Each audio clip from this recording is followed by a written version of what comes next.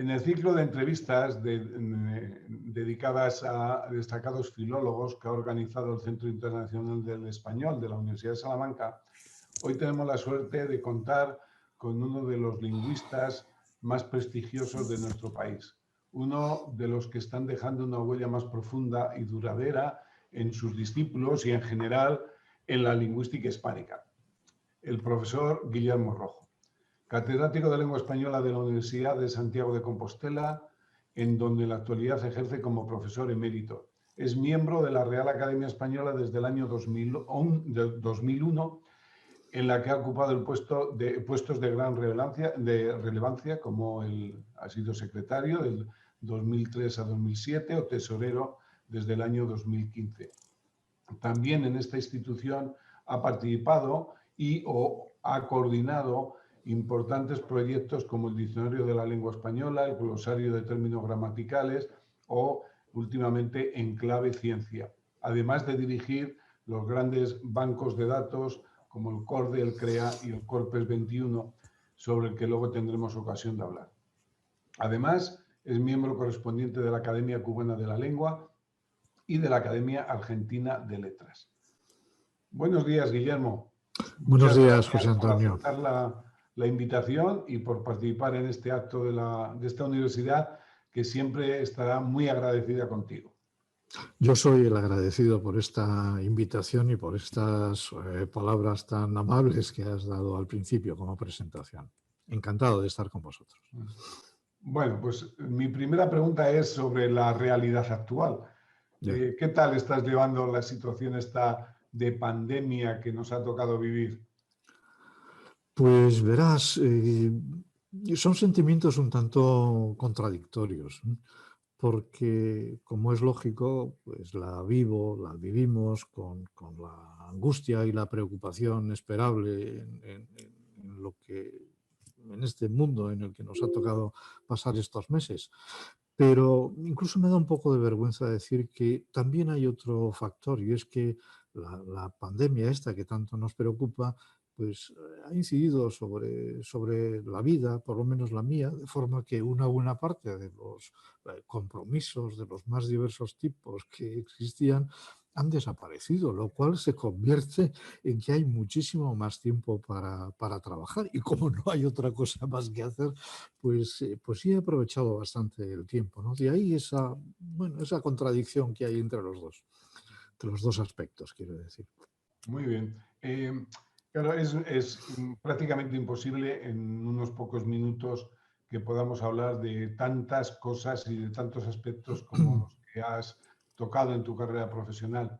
Por eso voy a seleccionar unas cuantas y quiero empezar por el principio. Las primeras referencias que los estudiantes universitarios salmantinos, y supongo que los españoles en general, tienen de Guillermo Rojo son tus estudios de gramática funcional, la temporalidad verbal y en especial tu libro Cláusulas y oraciones del año 1978, que tuvo, por lo menos desde mi punto de vista, cuando yo lo leí en ese año, yo empezaba entonces a hacer la tesis doctoral, tuvo una gran repercusión. Y mi pregunta es, visto desde la perspectiva actual, ¿qué supuso en el panorama lingüístico español de aquellos años la aparición de tu libro? ¿Cómo lo viviste y cómo lo ves ahora? Efectivamente fue un trabajo para mí muy gratificante desde varios puntos de vista, ¿no? Y además lo he puesto en alguna ocasión como ejemplo de lo que es este trabajo nuestro, ¿no? Este trabajo que combina la docencia y la investigación. Quiero verlas como dos aspectos muy conectados entre sí. Acababa yo de regresar a Santiago desde un muy corto periodo de estancia en la Universidad de Oviedo y me encargué, mejor dicho, de una asignatura llamada Gramática Española que se daba en aquel momento en tercer curso. Era ya dentro de la especialidad y por lo tanto diferente de las lenguas españolas de primero de las que yo me había hecho cargo previamente. Y Y bueno, la oración era, como es lógico, uno de los temas que tenía aquel programa, estaba en todos, ¿verdad? Recuerdas aquellos programas nuestros de oposiciones. Total que, por supuesto, yo había pensado acerca de los problemas que tenían las definiciones existentes, pero nunca lo había hecho con la intensidad con la que tuve que hacerlo para tratar de mostrar a aquellos estudiantes qué problemas había ahí, la razón de los cambios, de las contradicciones que existían, y de modo que tuve que profundizar mucho en aquel tema para poder explicarlo, ¿no? Es esto que se ha dicho algunas veces, o yo he dicho algunas veces, hay un proverbio hindú que dice, a ver si lo recuerdo bien, si quieres conocer algo, lee, si quieres profundizar, escribe, y si quieres dominar, enseña. Una línea en la cual si tú quieres mostrar las cosas con cierta claridad y a un nivel, digamos, 3, pues tú tienes que entrar a un nivel 8 o a un nivel 10 para poder explicarlo de verdad. Y eso es lo que ocurrió. Me puse a trabajar en ese tema.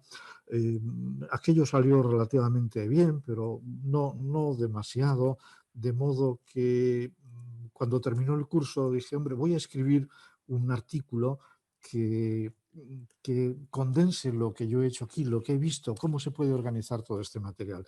Y empecé a escribir un artículo que fue creciendo y se convirtió en un libro, no recuerdo cuántas páginas, no es un libro muy grueso, ¿no? Pero sí es un libro que creo que está bien organizado y que supone la revisión de todo lo que decía la gramática tradicional en aquel momento, pero no solo la gramática tradicional, sino también muchas otras teorías que no habían tratado, aproximaciones más que teorías, no habían tratado este tema con la profundidad suficiente, ¿no? Y el libro es el resultado de esa reflexión que luego se manifestó en un nuevo curso ya remodelado, donde ya volví sobre todo esto. Y tengo que decir que a pesar de los muchos años que han transcurrido desde entonces, sigo pensando lo que dice el prólogo del libro, ¿no? Que buena parte del libro se debe a las contribuciones de los estudiantes que me oyeron hablar de estas cosas durante 2 cursos distintos, ¿no? Hay algunos nombres mencionados explícitamente, pero en general es a todo. Es decir, que llevar a una clase de 80 o 100 personas, como teníamos entonces, el resultado de una reflexión que tú has hecho solo en tu despacho, bueno, eso enseña mucho, quizá más a quien lo cuenta que a quienes tienen que oírlo. Bien. Pues quería ahora pasar a otra línea de investigación, otro de tus aficiones, que es el tema de los temas relacionados con la sociolingüística. Tú has trabajado sobre todo en los temas, en la sociolingüística de Galicia, de la situación del castellano y del gallego. Sí. Y recuerdo un trabajo que yo leí también de hace unos años, que yo leí con mucho agrado, que es el trabajo que hiciste sobre las conductas y actitudes lingüísticas en Galicia ya en el año 1981, pero que ponía, yo creo que bastante bien los puntos sobre las sillas de cuál era la situación en ese momento en Galicia. Y tú, que eres un buen observador de la realidad, ¿ha cambiado mucho la situación que describes del 81 ahora y ha cambiado para bien? Ya. ¿Cómo lo ves? Ha cambiado mucho, ha cambiado muchísimo. Es que, a ver, son 40 y tantos años, ¿no? Pero son 40 y tantos años cruciales en la vida en España, ¿no? Es lo que va, pues, desde la muerte de Franco, la Constitución, hasta este momento de la pandemia, ¿no? Que son, por tanto, no son muchos años, pero sí es un cambio muy profundo. Fíjate, yo publiqué, antes que ese artículo al que has tenido la amabilidad de hacer referencia, en el año 77, me parece que fue, un libro sobre las actitudes de los profesores de lo que entonces se llamaba EGB, la Enseñanza General Básica, con respecto a la presencia del gallego y a la convivencia del gallego y el español en el proceso educativo. Estábamos, cuando hice las encuestas, en 1976, porque el libro lo publiqué un año después. Fue un encargo del Instituto de Ciencias de la Educación, ¿no? Financiado además por lo que entonces se llamaba el CENIDE, que era una especie de centro de reunión de todos los ICES de España. Bueno, de lo que se trataba en aquel momento, era año 76, era de conocer las actitudes en sentido técnico, es decir, qué pensaban los profesionales que se ocupaban de la enseñanza en la EGB acerca de la posible introducción del gallego en el proceso educativo. Eso es lo que había que intentar conocer. Bueno, estamos en una situación en la cual, bueno, supongo que siempre se puede ir a más y por supuesto que hay mucha gente que considera que la situación es todavía bastante descompensada a favor del castellano y en contra del gallego, pero el cambio es radical, ¿no? Y a nadie se le ocurre poner en duda que las dos lenguas tienen que estar copresentes en el proceso educativo, que hay que trabajar con eso de acuerdo con la lengua de los estudiantes, y tenemos en Galicia una situación en la cual, pues digamos que la vida oficial se realiza fundamentalmente en gallego. Un poco de superficialidad, ¿no? y de quizá no suficientemente profundo en la vida de la sociedad, pero los medios de comunicación, el Parlamento, buena parte de las clases en todos los niveles educativos se realizan en gallego. Y eso creo que puedo decir que hace 50 años era absolutamente inconcebible. Inconcebible. Y creo que hay cambios, ¿no? Claro, pasar de Galicia a Cataluña o al País Valenciano o al País Vasco, claro, son cambios en la situación que ya existían en aquel momento y que siguen existiendo ahora, de modo que no es fácil transferir sin más lo que sucede en uno de estos territorios a los otros, ¿no? Pues, por ejemplo, en Galicia hay que tener en cuenta que en este momento, yo creo que se puede decir que alrededor de 2/3 partes de la población tiene el gallego como lengua de instalación. Como lengua de instalación, lo cual no quiere decir que esté en la misma situación que el español, ¿no? Porque todavía hay una cierta descompensación en cuanto al prestigio, qué áreas ocupa cada una, etcétera. Pero claro, Galicia es una tierra de emigración, no de inmigración, ¿no? Y esto explica una buena parte de las diferencias que hay con País Vasco, País Valenciano y Cataluña, que son, en cambio, tierras de atracción. Yo le he oído a algunos especialistas últimamente que uno de los riesgos que ven para las lenguas minoritarias en los territorios es el inglés. Que el inglés, la introducción del inglés en la enseñanza, sobre todo en enseñanzas bilingües, lo que está, dicen algunos, sobre todo se lo he oído a algunos catalanes, que lo que está favoreciendo es que se arrincone más la tercera lengua, en este caso, que sería, en el caso que ellos dicen, el catalán, porque la introducción del inglés no influye tanto en la presencia del castellano, pero sí influye en la presencia del catalán. ¿Tú parece que eso puede ser así o que...? Sí, a mí me parece discutible. Discutible que la tercera lengua sea el catalán.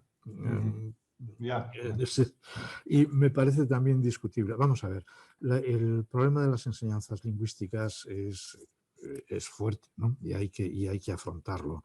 Desde cierto punto de vista, claro, a ver, no pienso lo que voy a decir a continuación, ¿no? He dicho, desde cierto punto de vista, lo ideal sería tener una sociedad con una sola lengua y, por lo tanto, un proceso educativo con una sola lengua. Y tampoco tenemos que ocuparnos ni de inglés, ni de francés, ni de alemán, ni de ninguna de estas lenguas distintas de la nuestra, ¿no? Pero bueno, eso ni siquiera me parece que sea defendible como ideal, y en todo caso no tiene nada que ver con la realidad, ¿no? La realidad es multilingüe y lo que tenemos que hacer es tratar de incorporar esa realidad de la mejor forma posible al proceso educativo. Nosotros nos quejamos de un proceso educativo en el que hay dos, y si metemos la otra, tres lenguas. Bueno, en buena parte de los países que están a nuestro alrededor, y ya desde hace tiempo, no todos, no pienso, pues por ejemplo, no pienso en Francia, ¿no? Pero sí pienso en Holanda, sí pienso en Dinamarca. En estos países, a lo largo del proceso educativo y sin factores especiales, entran más lenguas que estas. Y además se ve con claridad que alguien que ha salido de la enseñanza media en Holanda o en Dinamarca, por ejemplo, o en Alemania, habla esas otras lenguas con una soltura considerablemente superior a la que tienen nuestros estudiantes de media, incluso en zonas donde no hay esta tercera lengua, ¿no? Sino únicamente dos. Es decir, que es un problema de cómo lo organizamos. Hay que tener profesorado preparado. Hay que reconocer que no es lo mismo dar clase de inglés, de español o de gallego que dar clase de historia o dar clase incluso de matemáticas o de física, que tiene unos condicionamientos distintos y que por lo tanto hay que hacer que el sistema se adapte a esas necesidades. Y la preparación de la producción a través del proceso educativo de ciudadanos bien formados, sólidos, críticos, autosuficientes, requiere el dominio de otras lenguas. Eso es lo que hay que conseguir y para eso hay que cambiar muchas cosas, incluido, ya que sale el tema, el español. Yo creo que el español como primera lengua está francamente maltratado en la enseñanza en España, en toda España, territorios monolingües y territorios bilingües. No hacemos lo que tenemos que hacer, me parece. Muy bien. Bueno, he empezado a hablar de estos dos aspectos de tu investigación porque yo creo que son menos conocidos, salvo por los especialistas, ¿no? Pero ya quiero centrarme en lo que he llamado, en alguna ocasión, se lo comentaba hace poco a Julio Borrego, he llamado una de tus pasiones, que es la lingüística de corpus. El otro, yo creo que es una pasión, ¿no? Sí, es una pasión y en los últimos años es una dedicación casi total.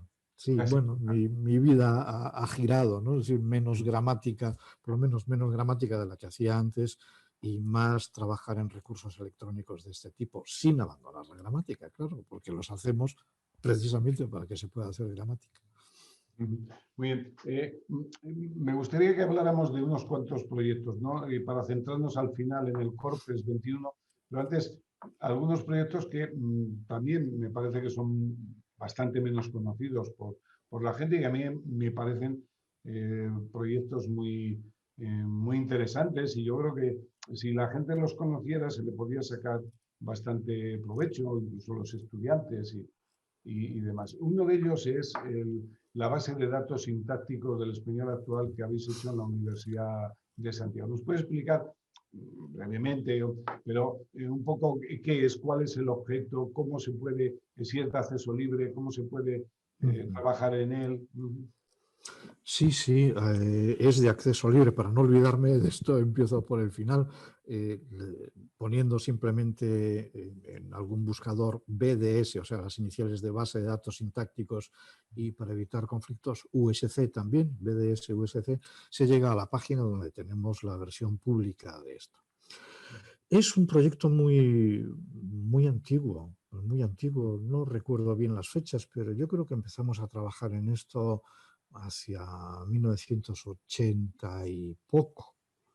Y la idea es, bueno, el grupo nuestro en la Universidad de Santiago es un grupo centrado en sintaxis, ¿no? Una sintaxis funcional.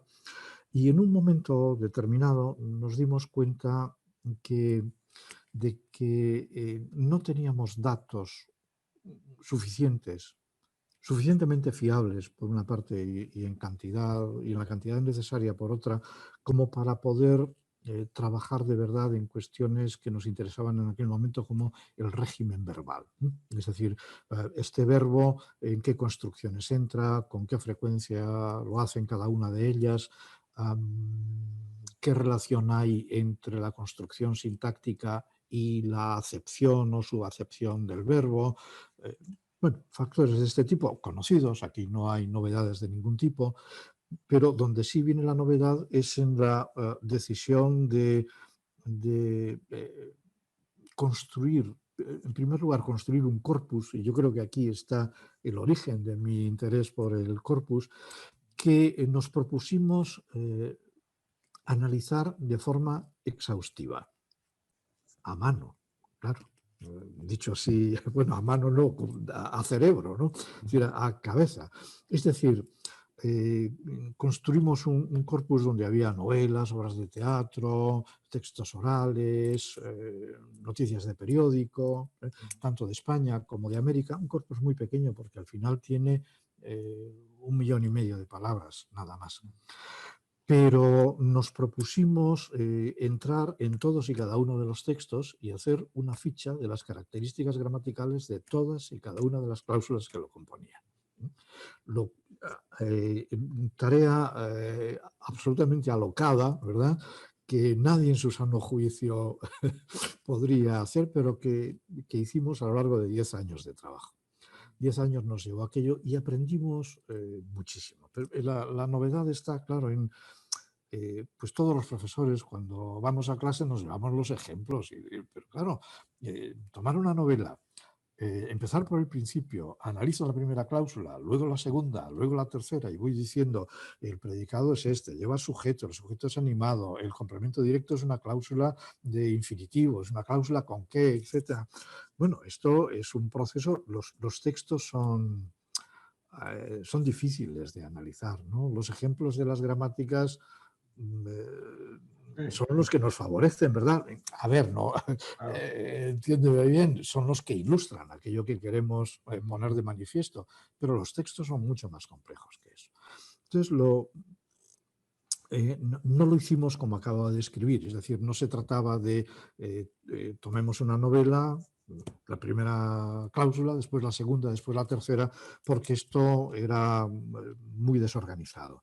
Lo que hicimos fue tomar esos textos, introducirlos mediante un escáner y un OCR, convertirlos a formato electrónico y luego, con un programa bastante primitivo que utilizábamos entonces, producir no las concordancias, sino los índices de lo que había en esos textos. Y esto nos permitía ir texto a texto, pero decir, vamos a tomar todos los ejemplos de llegar, porque sabemos cuáles son y sabemos dónde están. Entonces, los que hubiera ahí, claro, esto es totalmente distinto a hacer un ejemplo de llegar y después pasar a volver y después pasar a decir y después... No, alguien tenía la obligación de todos los ejemplos de un determinado verbo, incluyendo, por supuesto, las formas perifrásticas, las formas compuestas, etcétera, etcétera.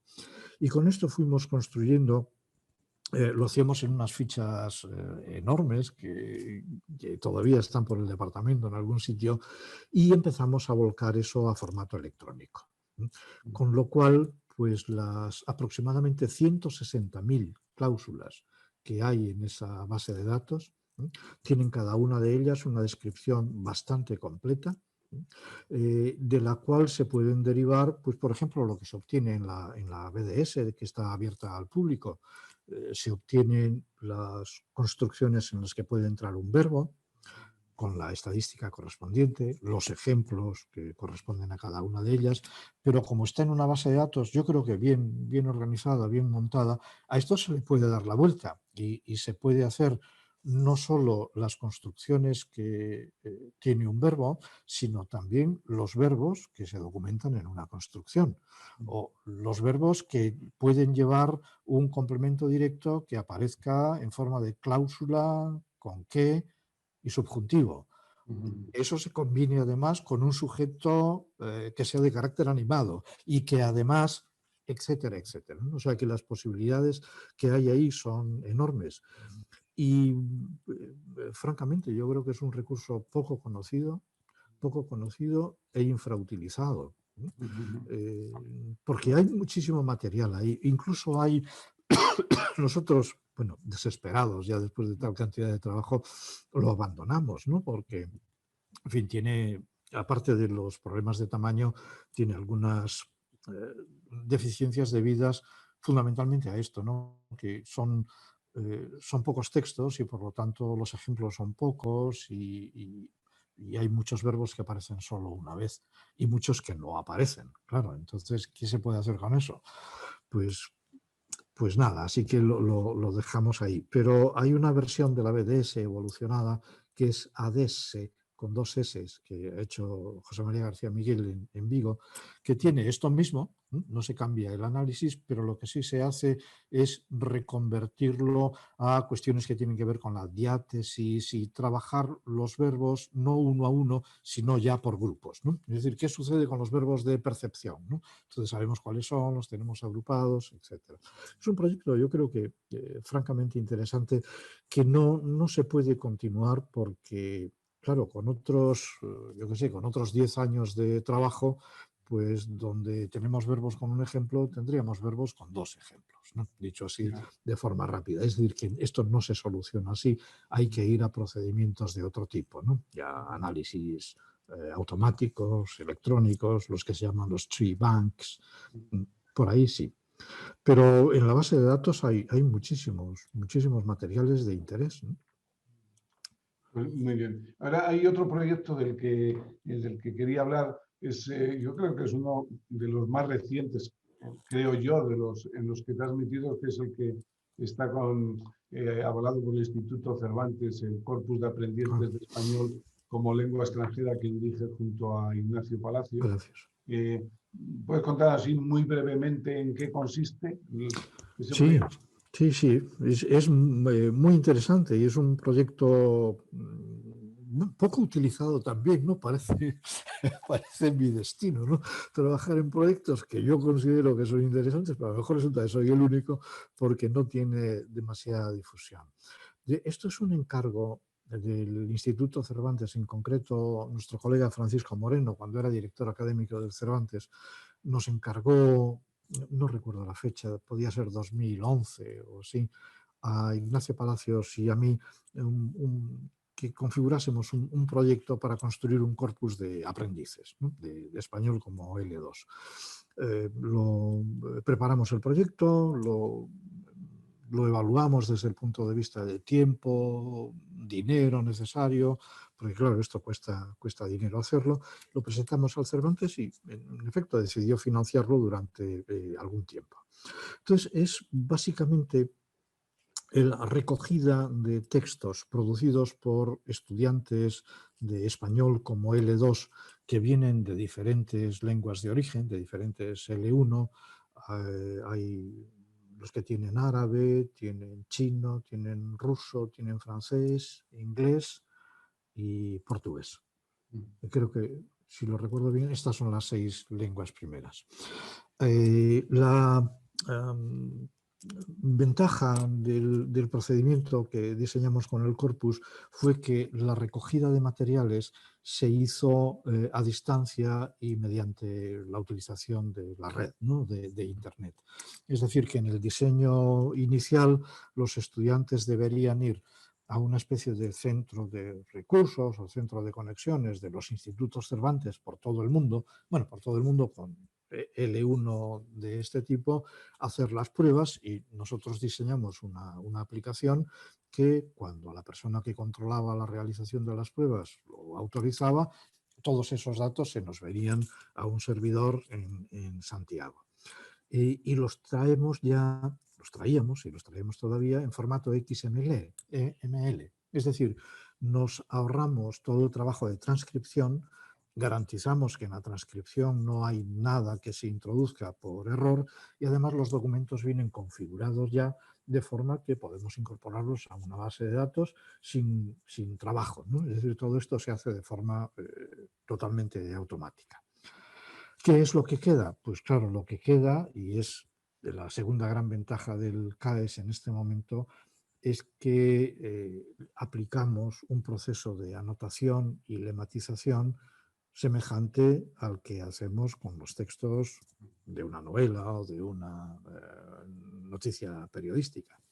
Pero claro, si este proceso ya es difícil y es complicado con un texto producido por un nativo, es fácil imaginarse las dificultades que tienen cuando son estudiantes de español en diferentes grados de formación.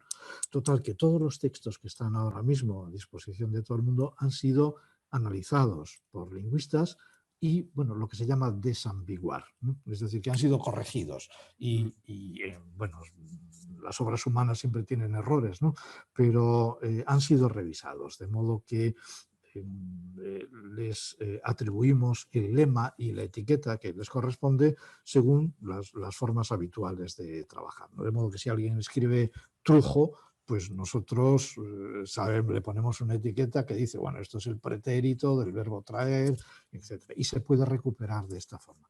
Esa es, creo yo, la gran ventaja que tiene el CAES en este momento, ¿no? Que permite búsquedas gramaticales de cualquier tipo en el nivel de lo que llamamos habitualmente la morfosintaxis, ¿no? Y aquí todavía no podemos pasar. Tiene un problema que es la composición irregular. No están todas las lenguas, no todas las lenguas tienen el mismo número de pruebas, ni todos los niveles tienen el mismo número de pruebas. Simplemente es que es mucho más fácil conseguir pruebas de estudiantes con el nivel L1 que con el L1, quiero decir con A1 que con nivel C1. Y no digamos ya con C2, que esos están fuera y no hay forma de localizarlos. Claro.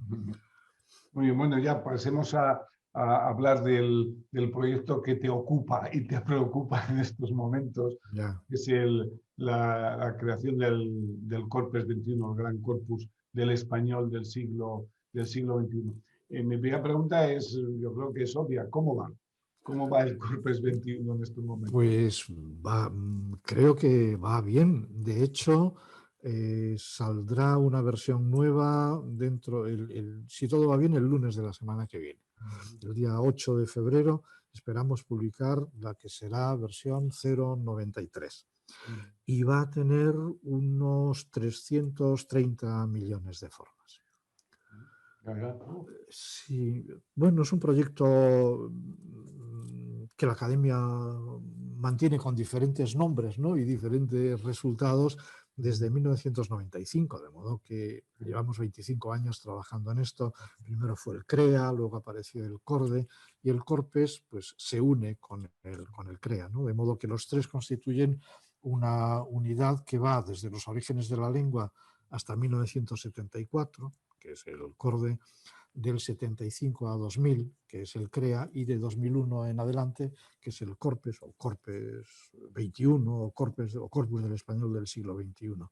Y la idea con el CORPES es mantenerlo vivo a base de incorporar 25 millones de formas de cada uno de los años del siglo XXI. Bueno, como se ve, hay que mantener el espíritu, porque claro, estos proyectos que no tienen fin, hay que entender que a la hora de evaluarlos desde el punto de vista económico tienen sus inconvenientes, ¿no? Porque no se ve, no es verdad que no se vea el final, porque vamos publicando versiones. Y yo digo, en este momento, si va a tener 330 millones de formas, bueno, pues para todo el mundo hispánico no tiene el volumen de otros corpus que tienen miles de millones de formas, ¿no? Pero tiene en cambio la ventaja de que está mucho mejor y mucho más codificado que otros corpus, ¿no? Pensando en las necesidades sobre todo de investigación, de modo que en cada texto se incorporan todos los datos bibliográficos que son necesarios, de modo que podemos trabajar únicamente, yo que sé, con noticias de economía publicadas en periódicos colombianos entre 2008 y 2013, y podemos recuperar de ahí, pues, yo qué sé, todos los pretéritos imperfectos de subjuntivo que aparecen en esas noticias, ¿no? De modo que esta es una codificación muy refinada y a ella se añade todo este proceso de anotación morfosintáctica por supuesto, automática, claro, no, no es posible acometer algo de esta forma de modo manual, ¿no? Tenemos unos corpus de entrenamiento que son los que nos sirven para extraer las características estadísticas, ¿no? Una de las características que tiene el corpus frente a los corpus anteriores es el gran peso que habéis querido darle a Hispanoamérica, o más peso que se le ha dado ahora que el que se le había dado antes. ¿Hubo problemas al tomar esa decisión o fue algo que se No. aceptó como algo muy normal dentro de al diseñar el proyecto? Sí, sí, como algo perfectamente natural, pero verás, el CREA, que supongo que es lo que tienes en la cabeza cuando haces la pregunta, era 50-50. Y bueno, esto que yo recuerde, en la academia no creó ningún problema, porque la academia se estaba moviendo ya en una dirección en la cual, bueno, ya no estamos convencidos de que el español de España sea mejor que otros, etcétera, etcétera. Sí, en cambio, en una visión que intentaré corregir inmediatamente a la hora de decir, pero vamos a ver, si en el mundo hispánico hay no sé cuántos millones de hablantes y casi todos ellos están en América, como un corpus 50-50. Bueno, es una visión en la cual no se puede vivir porque no tiene salida, no tiene futuro. Es decir, un corpus no se puede construir a base de tener en cuenta los porcentajes de hablantes. Por lo tanto, ni 50-50 estaba bien, ni el 70-30 que hay en este momento estaría bien. Habría que llegar a un 90-10 o algo así, pero esto obedece a una visión antigua de los corpus, una visión en la cual los resultados de la consulta se proporcionaban únicamente en un único bloque, solo un bloque. Es decir, ahí tiene usted el resultado de esto y no entro. Entonces, claro, ahí lo que es la representatividad se vería, en cualquier caso, muy comprometida, ¿no? Desde hace ya bastante tiempo, el análisis de los corpus va no a los resultados generales, sino precisamente a la comparación de resultados obtenidos en subcorpus distintos, ¿no? Y esto con técnicas sencillas del estilo de porcentajes, ¿no? Que es lo que llamamos las frecuencias normalizadas, pues sabemos que este fenómeno tiene una frecuencia del 25% en Colombia y del 25% en México y del 25% en Nicaragua, independientemente del volumen de palabras que haya para cada uno de ellos, ¿no? De modo que, tal como lo vemos, no ahora, ¿no? Sino desde hace ya 10 o más años, 15 años quizá, esto es un pseudo problema, ¿no? Y entonces hay que atender a factores como, por ejemplo, pues la producción editorial o las circunstancias. Por ejemplo, he contado alguna vez que en el CREA, la introducción de textos periodísticos era muy costosa, porque claro, en aquel momento los periódicos estaban en papel. Introducirlos a través de un escáner y un OCR era un trabajo terrible porque, claro, los periódicos tienen varias columnas, fotos, titulares, pies de fotos, etc. Y además, para conseguir periódicos de América, pues había que moverse mucho. Bueno, pues de una situación en la cual lo más difícil de un corpus es la prensa, pasamos a una situación en la cual de un corpus lo más fácil es la prensa. Nos sentamos tú y yo esta tarde, cada uno en su casa, entramos y al final de la tarde tenemos cada uno un corpus de 20 o 25 millones de formas sin haber hecho ningún esfuerzo. Por supuesto, eso hay que tratarlo después. Bueno, digo esto porque, claro, la situación es cambiante, ¿no? Y la construcción de un corpus ha ido modificándose mucho a medida que se dispone, que hemos podido disponer de textos en formato electrónico.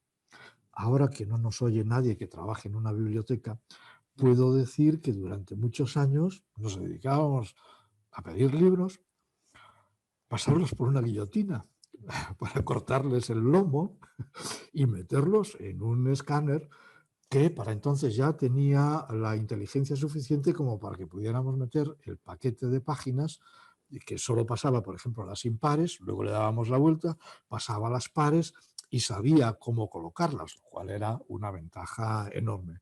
Y luego, sin que la gente de la biblioteca se enterara, pues, en fin, hablábamos con un encuadernador que volvía el libro a su estado inicial. Bueno, todo eso, a veces hay que hacerlo, porque no todo está en formato electrónico, pero claro, el porcentaje de textos que conseguimos ya directamente en formato electrónico es enorme. Y en este punto creo que debo señalar que hay, yo creo que todos los grupos editoriales y todas las editoriales con las que hemos entrado en contacto en estos años han mostrado siempre un enorme deseo de colaboración y nos han facilitado directamente los formatos electrónicos, ¿no? Sin que nosotros tengamos que ir a buscarlos.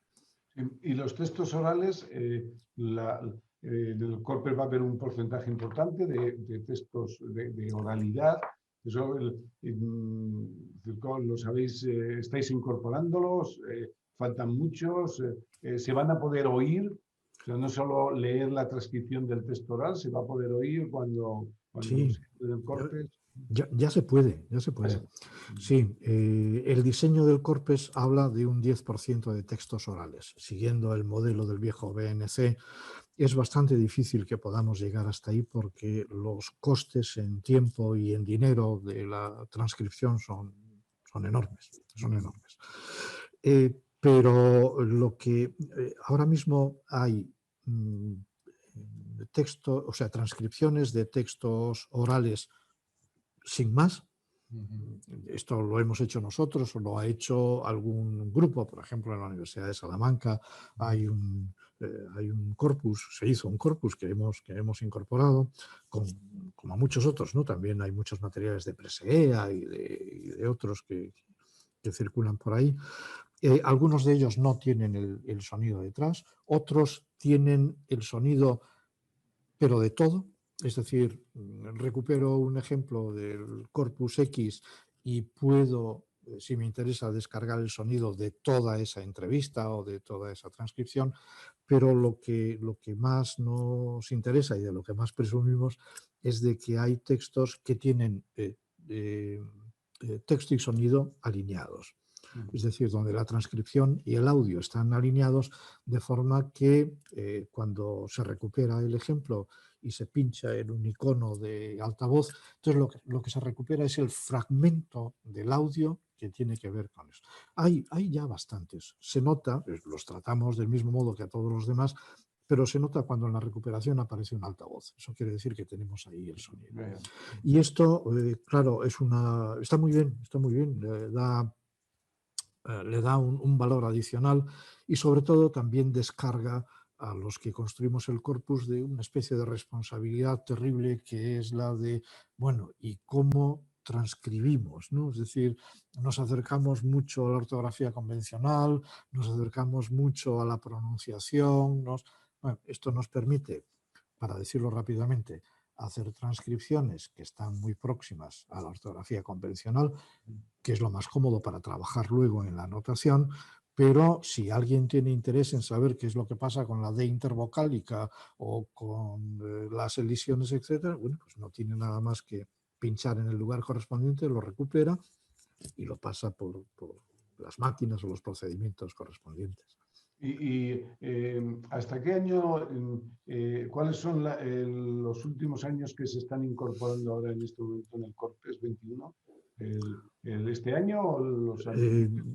De 2020 ya hay textos, aparecerán en esta versión.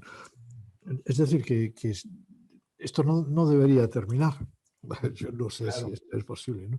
Pero no debería terminar. De modo que a lo largo de este año estaremos introduciendo textos de 2021 y el año que viene de 2022.